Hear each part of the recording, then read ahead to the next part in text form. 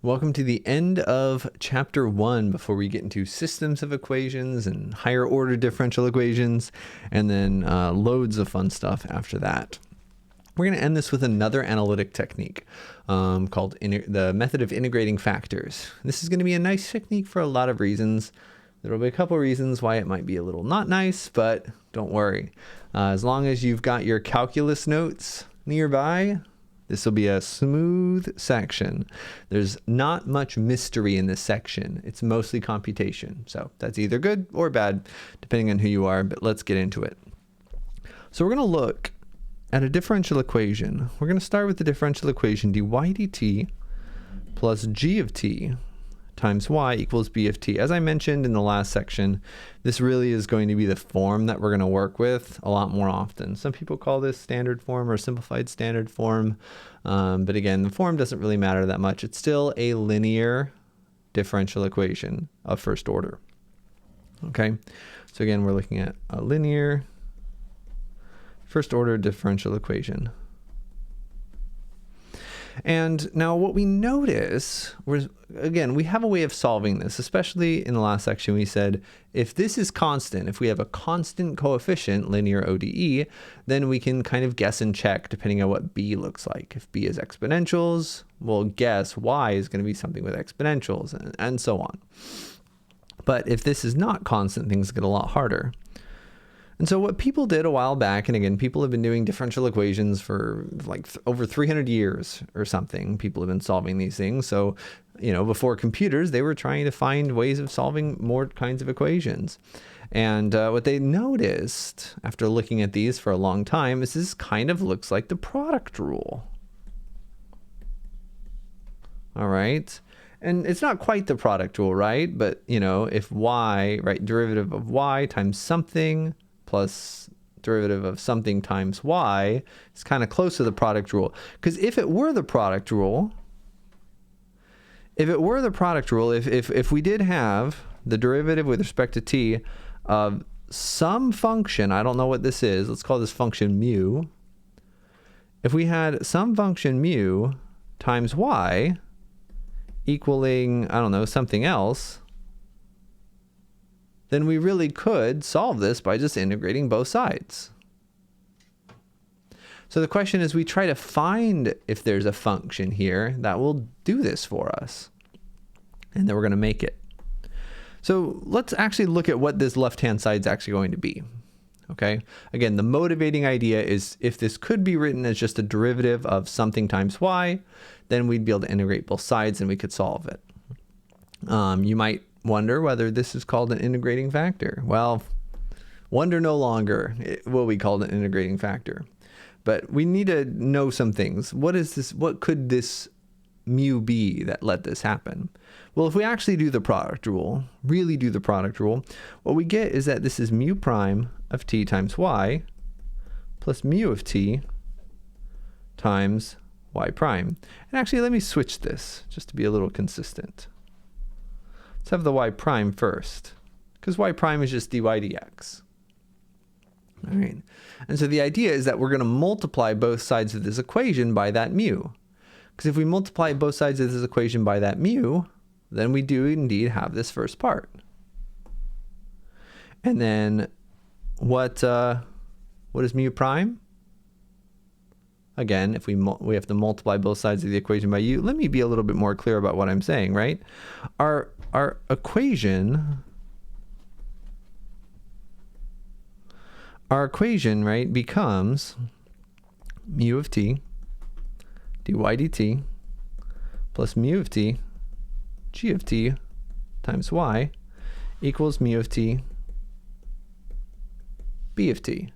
And this is really nice because, again, this is equal to this, and we can integrate both sides and solve from there, which is really powerful.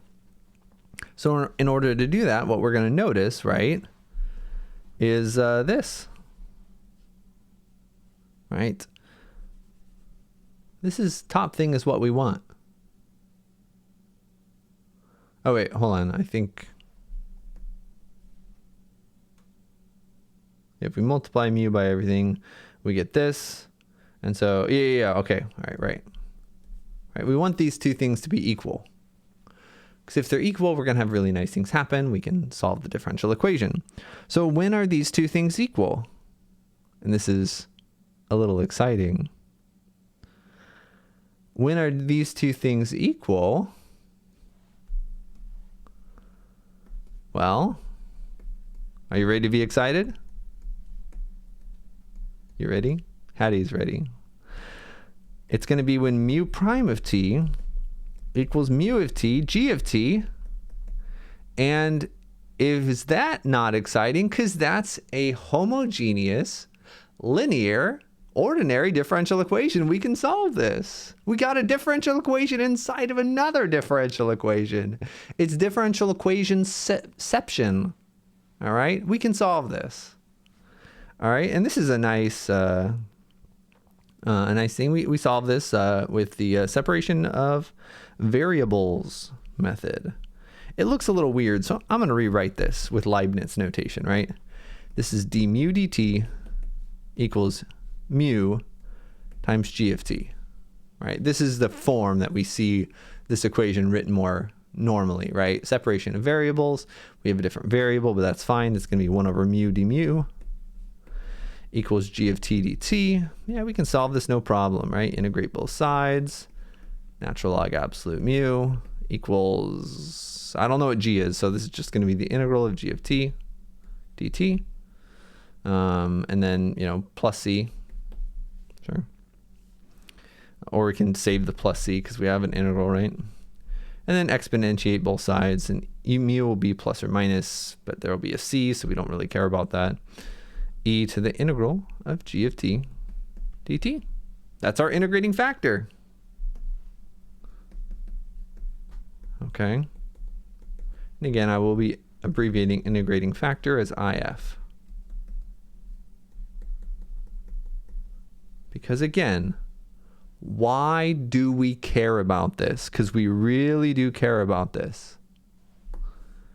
Because if we multiply both sides of our differential equation by the integrating factor, we get a product rule on one side, and we can integrate.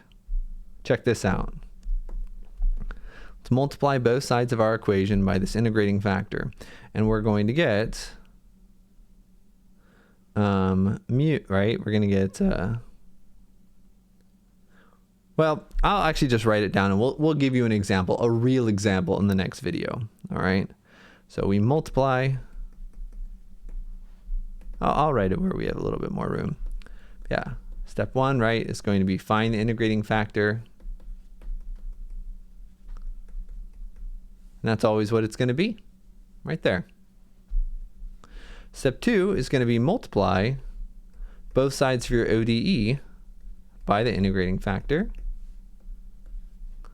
And then we're going to rewrite the left-hand side with the product rule. And then we integrate and solve. And that's the method of integrating factors. We'll see again in the next video how this actually looks with a real example, but it is really cool. We're essentially just making up the product rule so that we can undo a derivative with on both sides with integration. So it's like, all right, what do we need? How do we get there? There's going to be bonus integrals.